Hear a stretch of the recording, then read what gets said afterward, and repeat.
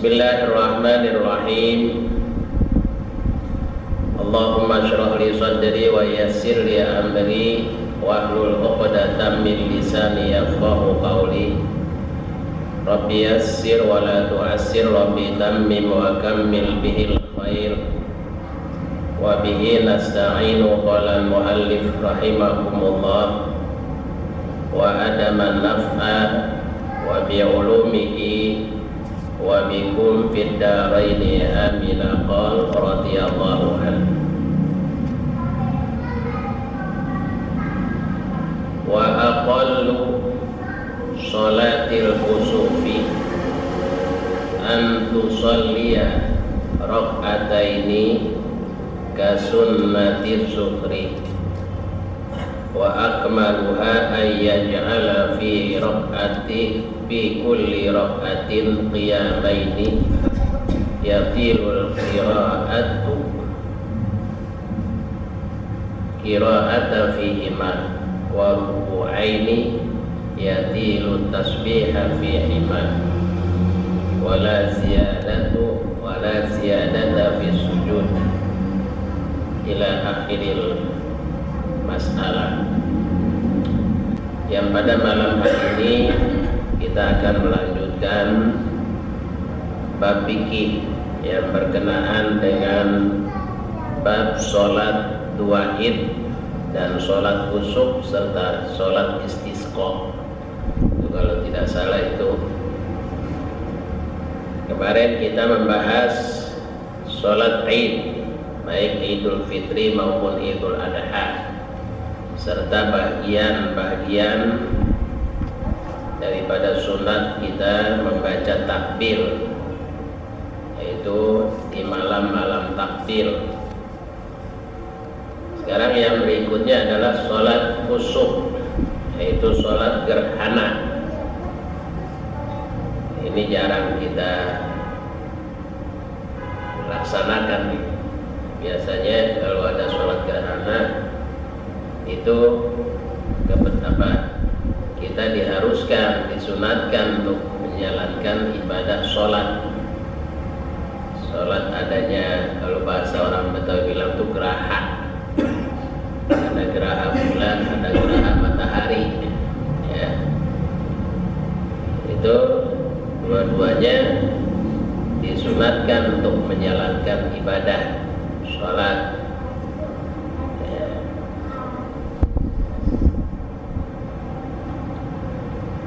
Jadi diajarkan oleh baginda Rasul Sallallahu Alaihi Wasallam di dalam kita melaksanakan sholat kusuf atau sholat gerhana, baik gerhana matahari maupun sholat gerhana bulan, yaitu wa aqallu sholatil kusuf an tusalliya rak'ataini ka sunnati zuhri masalan. Paling sedikit-sedikitnya menjalankan sholat gerhana itu, yang dimaksud gerhana matahari atau gerhana bulan, itu bahwa sholat engkau akan 2 rakaat seperti sholat sunat zuhur. Jadi sholatnya 2 rakaat. Kapan itu waktunya? Di mana datangnya gerhana. Biasanya kalau gerhana matahari dia datangnya sesudah zuhur atau sebelum zuhur. Kita disunatkan tuh sholat 2 rakaat seperti sholat sunat zuhur itu katanya. Sholat sunat zuhur. Yahrumu bihima biniyatin sholatil khusuf awil khusuf. Ya, dia bertakbir ihram dengan niat sholat khusuf atau sholat khusuf. Kalau khusuf itu gerhana matahari, kalau khusuf pakai kha, kalau kaf khusuf itu gerhana matahari, kalau khusuf itu gerhana bulan. Jadi niatnya usolli sunnatal khusuf, ya, usolli sunnatal khusuf kalau gerhana matahari. Kalau gerhana bulan usolli sunnatal khusuf, ya, rakaataini, ya.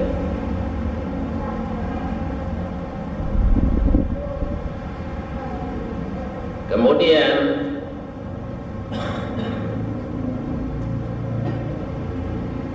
wa akmaluha, dan paling sempurnanya sembahyang sunat gerhana itu ayyaj'ala fi kulli rak'atain qiyamain, bahwa menjadikan setiap rakaat itu 2 kali berdiri, ya, 2 kali berdiri, ya. Yatilul qira'atu fihima, memanjangkan akan bacaannya di dalam setiap dia berdiri rakaat, ya. Jadi 2 kali dalam satu rakaat, 2 kali berdiri. Bagaimana 2 kali berdiri? Habis dia berdiri yang pertama, kemudian dia ruku, i'tidal lagi, berdiri lagi tuh, baca Fatihah lagi, baca qiraat lagi, baru ruku lagi. Paham gitu? Jadi 2 kali ruku, ya, di dalam setiap rakaat, ya. Di sini dikatakan fi kulli rak'ataini qiyamaini, di dalam setiap 2 rakaat 2 kali berdiri, gitu. Jadi 2 rakaat itu berarti 2 kali rukuk juga, ya. Yatilul qira'ah, memanjangkan dia akan bacaan qiraatnya fihima, di dalam dua berdiri tersebut. Fayaqra'u fil qiyamil awal ba'da Fatihah wa sawabiqiha min iftitahin wa ta'awuzil baqarah bi kamaliha in ahsanaha wa illa faqaddirha, wa yaqra'u fil qiyamil tsani Ali Imran aw qadaraha aw qadruha, wa fi tsalis an-nisa aw qadruha, wa fi rabi al-maidah aw qadruha, panjang. Jadi kalau sembahyang gerhana itu begitu habis baca Fatihah, yang pertama habis kita takbiratul ihram katanya, kemudian biasa kita baca doa iftitah, sesudah doa iftitah baca ta'awuz, baca ta'awud, kemudian sudah itu baca surat Al-Baqarah bikamaliha, sampai selesai, sampai sempurna. Itu para hadirin. Sesudah itu baru kita ruku, wa ruku'aini, ruku kita. Sesudah ruku bangun daripada wa ruku'aini yatilu tasbih bihima, dan rukunya itu juga panjang, tasbihnya di dalam ruku tadi. Subhana rabbiyal a'la wa bihamdi subhana rabbiyal a'la, itu beberapa kali, ya. itu sekedar qadra mi'ati ayatin minal Baqarah, sekedar lamanya 100 ayat daripada surat Al-Baqarah. Itu pantas orang kagak mau pada ngerjain kali ya. Tapi kemarin saya lagi haji itu, waktu mau berangkat maghrib, mau berangkat sholat maghrib habis isya habis asar, saya berangkat karena pemondokannya agak jauh. Saya berangkat sampai di Haram setengah jam 5. Jadi jam 5 kan masih belum maghrib. Saya pikir kali habis turun dari mau kendaraan, saya pikir kali kok udah maghrib baru jam 5 ini bagaimana sih? Ribut saya sama jamaah rame-rame. Ketinggalan enggak, katanya ini sholat apa ini? Itu saya tanya kemudian kepada orang Arab di situ. Ayo sholat ada. Ya, khusyuk kalau itu gerhana gitu. Kita buru-buru kita ngikut aja gitu. Tapi sembahyangnya biasa dia. Sembahyangnya ya boleh. Ya. Sembahyang biasa, cuman paling lama setengah jam kali dia baca. Tapi memang betul baca surat Baqarah, tapi nggak semuanya dibaca. Gitu. Kemudian ruku, habis ruku terus yang tidak sujud, enggak itu lagi, enggak 2 kali ruku dia. Tapi pada saat waktu di Madinah pernah terjadi 2 kali ruku. Gitu. Perhatiin. Sering terjadi itu sholat khusuk atau sholat khusuk terutama saya pernah ikutin beberapa kali pada saat berada di kota Madinah, Mekah. Itu begitu sholatnya. Tapi kalau di sini memang panjang, ya, panjang. Tapi kalau bagi kita bagaimana? Pada kesimpulannya begitu aja. Bagi kita, ya biasa aja, nggak jadi masalah. Saja aku sembahyang sunat khusuk ya 2 rakaat. Kalau kita mau baca, ya habis Fatihah baca kuliah juga tidak apa-apa. Maksudnya kuliah, terus tasbihnya yang biasa, umpamanya 3. Waktu lagi yang tidak, waktu lagi ruku baca 11 kali gitu. Ya, agak panjangan lah dikit gitu, kalau kata kita. Jadi 2 kali ruku. Wa yusannu ba'daha, dan disunatkan sesudah selesai sembahyang khusuk atau sembahyang khusuk dil jamaati, bagi orang yang sembahyang berjamaah, khutbatani, 2 kali khutbah. Jadi sembahyang dulu ya, kalau umpamanya kita berjamaah di masjid, kita sholat dulu baru kita khutbah, 2 kali khutbah. Walau ba'da injila, sekalipun udah kagak ada lagi yang namanya gerhana.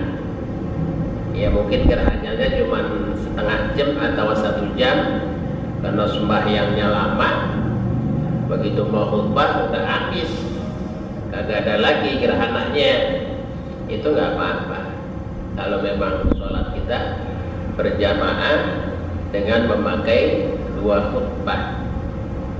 Kalau kagak pakai khutbah nggak apa-apa, nggak apa-apa. Ya, kagak apa-apa.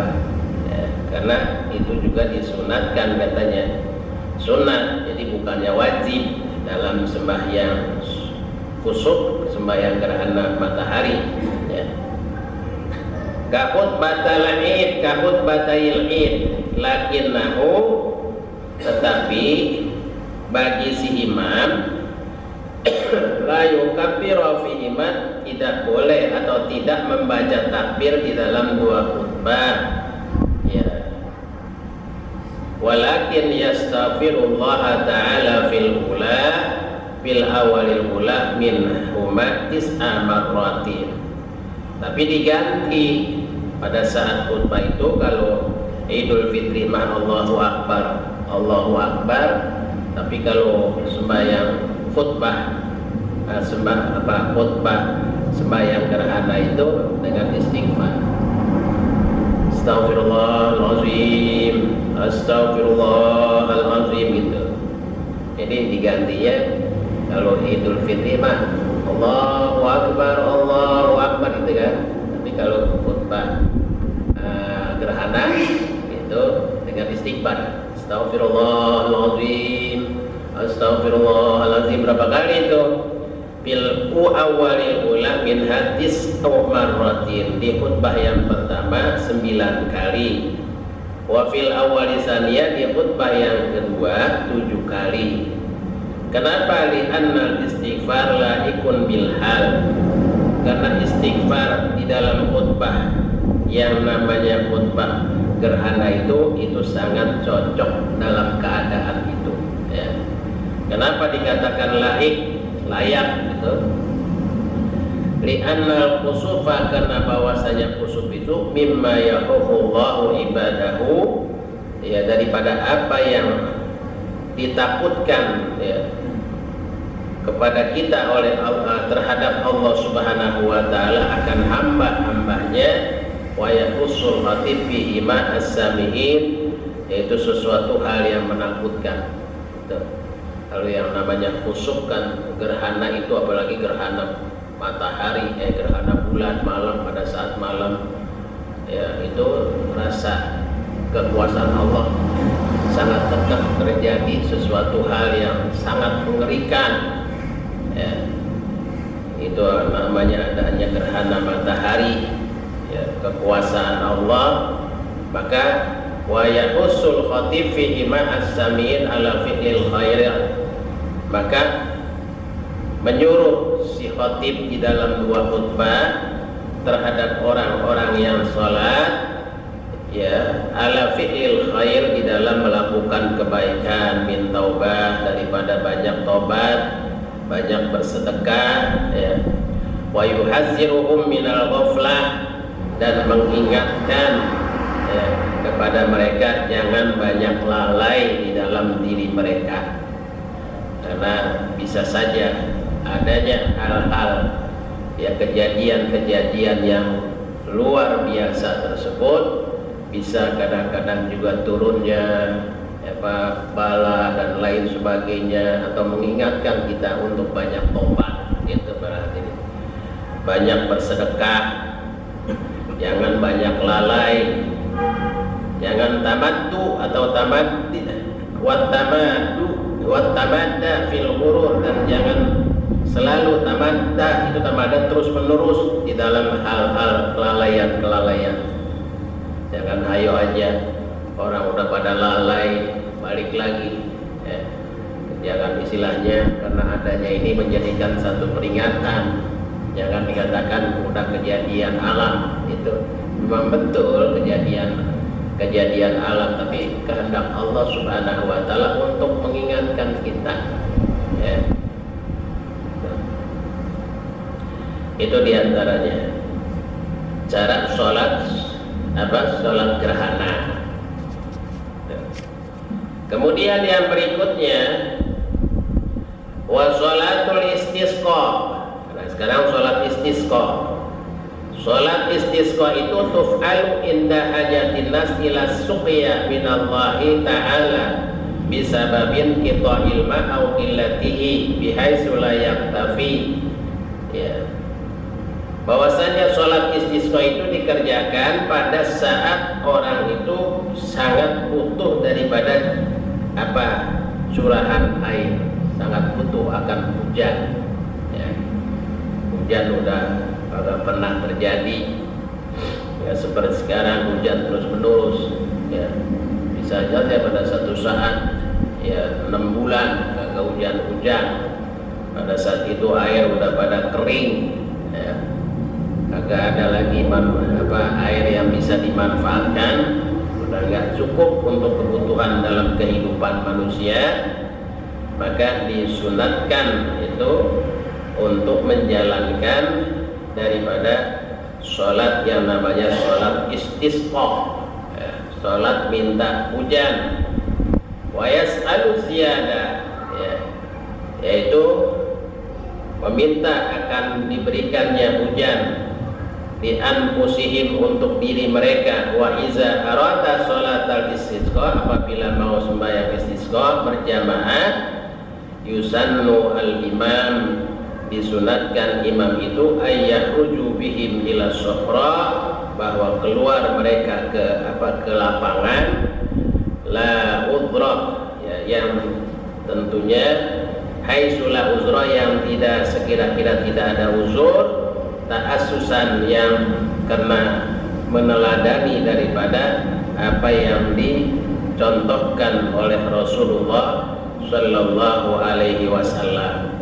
Jadi Rasulullah kalau pada saat-saat sudah kekurangan air, ya, beliau ngajak, ya, untuk menjalankan sholat istisqa.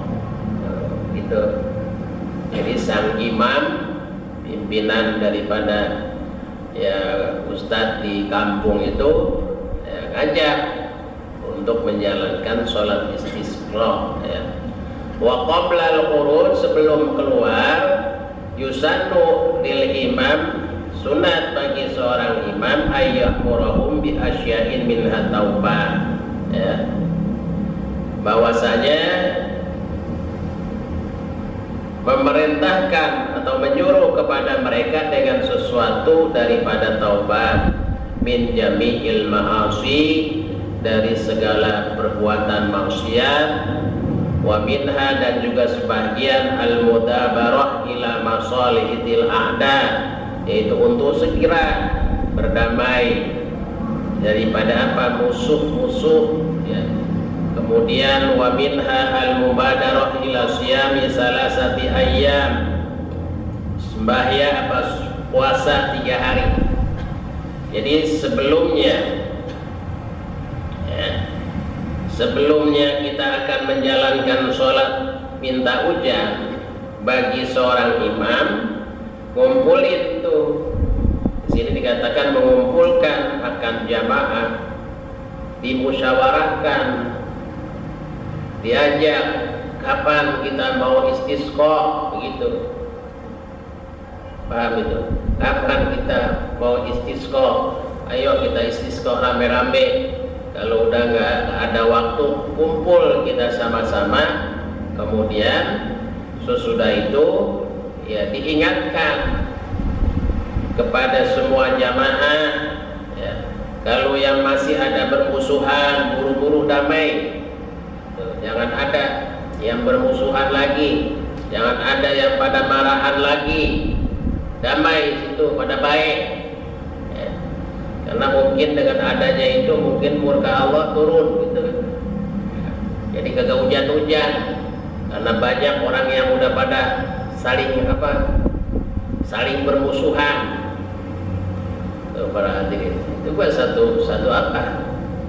satu hal menjadi sababiyah akan turunnya daripada murka Allah Subhanahu wa ta'ala. Kalau dalam satu kampung, dalam satu negeri, orang udah saling bermusuhan satu dengan yang lain, itu udah bisa terjadi akan turunnya bala. Para hadirin, maka di situ disunatkan kalau mau sembahyang istisqa, tobat dulu. Tobat dulu, dikasih tahu tuh oleh pimpinan atau oleh ustadz yang akan mengadakan di satu kampung. Banyak-banyak tobat. Yang masih pada berantem biar pada baik, itu yang masih pada dengki biar pada jangan dengki, hilangkan kedengkian. Kemudian itu disuruh lagi apa? Al-mubadarah ila siyami salasati ayyamin mutatabi'at, supaya puasa 3 hari sebelum pelaksanaannya. Itu sembahyang istisqa tuh caranya, ya, afdalnya. Jadi kalau umpamanya sembahyang istisqa itunya kita hari Jumat, dari mulai hari Jumat atau hari Kamis kita puasa kita hari Kamisnya gitu, puasa mutatabi'atan, ya, yaitu dalam keadaan berturut-turut, qabla mi'adi yaumil khuruj, sebelum batasnya kita melaksanakan sholat istisqa. Kemana? Apa sokhra? Itu apa sokhra? Sokhra itu namanya lapangan atau tegalan atau sawah. Karena di kampung kita ada sawah nggak? Tegalan juga nggak ada lagi ya. Nah, pokoknya di tempat yang memang luas, bukan di masjid. Di sokhra namanya itu, di tegalan. Itu bayangnya. Atau di lapangan. Kalau kagak ada ya tentunya di mana ya? Seperti harus memang begitu sunatnya. Kemudian hari yang keempatnya sesudah kita puasa, puasanya hari Kamis, ya, minggunya kita keluar datu wa yakhrujuna ila sokhra, keluar kita menuju ke suatu tegalan bil yaumir rabi, di dalam hari yang keempatnya, siaman dalam keadaan kita masih puasa. Tuh. Kenapa? Ini siam, ini shaim la turaddu da'watuhu. Karena bahwasanya orang yang berpuasa insya Allah tidak akan ditolak dosanya atau doanya. Ya. Maksud saya la turaddu da'watuhu, nggak bakalan ditolak doanya kalau orang yang berpuasa. Itu maka puasa dulu rame-rame. Ya. Mana dalilnya? Ya, kata ulama ada sebuah dalil, sab'atun la yuraddullahu da'watuhum mazlumun walidu zu saumin wa zu maradin wa da'watun li akhi bil ghaib summa nabiyyun li ummati summa zuhajin bizalika kufiya. Ada 7 macam yang tidak ditolak doa mereka.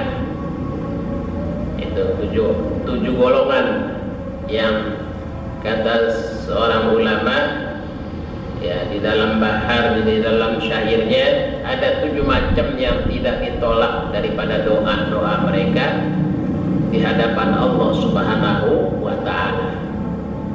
Pertama apa? Mazlum.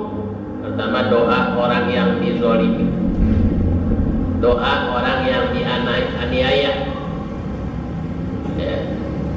Artinya orang yang dianiaya, artinya orang yang bukan disiksa, orang yang diperlakukan yang bukan pada tempatnya, yang bukan pada haknya, ya, dibohongi, ya, dikasih susah orang itu, diteror dan lain sebagainya, namanya orang yang dizalimi, ya, dianiaya namanya. Ya. Atau orang yang istilahnya orang yang susah, yang dihina dulu, orang yang dizalimi namanya. Jadi kalau orang yang dizalimi dia berdoa, ya, itu doanya akan diijabah oleh Allah. Mendoakan siapa? Mendoakan terhadap orang-orang yang berbuat zalim. Kenapa? Karena dalam sebuah hadis, ittaqu da'watal mazlum. Ya.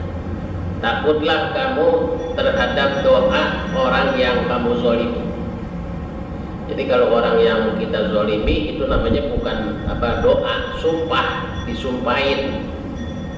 Orang kalau disumpahin kan namanya apa tuh? Gua sumpahin biar modal. Itu kan namanya apa? Itu doa. Orang yang dizalimi itu biasanya begitu kan? Ya Allah, saya dizalimi oleh si anu. Saya nggak ridho. Dia doa, dia bersumpah, ya, di hadapan Allah. Itu jadi kalau dia mendoa untuk kecelakaan bagi orang yang menzaliminya, diijabah oleh Allah. Ya, para hadirin, itu yang pertama. Yang kedua, walidu zu saumin, orang tua yang puasa. Ya, orang-orang dewasa yang puasa. Dia berpuasa, dalam puasanya baik puasa sunat maupun puasa wajib, dia berdoa, maka doanya tidak akan ditolak oleh Allah Subhanahu wa ta'ala. wa zumaratin, dan orang yang bangun sakit. Orang yang bangun sakit, ya, sakitnya yang memang ya bukannya pilek, ya, sakit yang memang sakitnya parah, ya, ya, itu minta doa. Karena orang yang sakit dia sembuh dari penyakitnya, maka insya Allah kalau dia hadapi di dalam penyakitnya dengan penuh kesabaran sambil dia bertawakal kepada Allah, kemudian juga ibadah, ya, orang yang ahlul ibadah, maka insya Allah doanya akan dikabul oleh Allah Subhanahu wa ta'ala. Wa da'watu li akhin bil ghaib, doa kepada orang yang kita doain secara diam-diam, ya.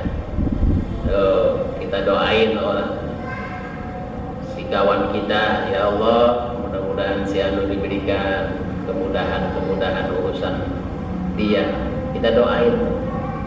Saudara kita atau kawan kita dalam keadaan sakit, kita doain secara diam-diam, atau memang nggak kelihatan dia ada di rumah sakit, kita doain dia, itu insya Allah doa kita diijabah oleh Allah Subhanahu wa ta'ala. Para hadirin, summa nabi wali ummati, kemudian doa Nabi kepada umatnya, itulah turatu, tidak akan ditolak. Yang berikutnya summa zuhajjin, kemudian orang yang pulang dari ibadah haji juga doanya tidak akan ditolak. Kalau hajinya itu haji yang makbul dan mabrur, bizalika udiyan, maka semua yang 7 tadi akan dipenuhi oleh Allah Subhanahu wa ta'ala terhadap apa yang dia doa, apa yang dia minta. Nah, ini kembali para hadirin dan jamaah, ya, sholat istisqa, ya, itu disunatkan, makanya berpuasa, ya, berpuasa pada saat-saat hari yang keempatnya kita pasti dalam keadaan puasa. Kita doa Allah dalam keadaan yang begitu panas di hadapan Allah, ya, itu juga salah satu diantaranya, ya, doa yang memang di tempat yang sangat panas sekali kita berdoa, doa kita insya Allah akan dijabah oleh Allah. Ini bagian-bagian daripada sembahyang sunnah. Ini saja yang dapat kita bahas di dalam bab fikih, yang mudah-mudahan apa yang kita bahas ini ada manfaatnya. Sekian.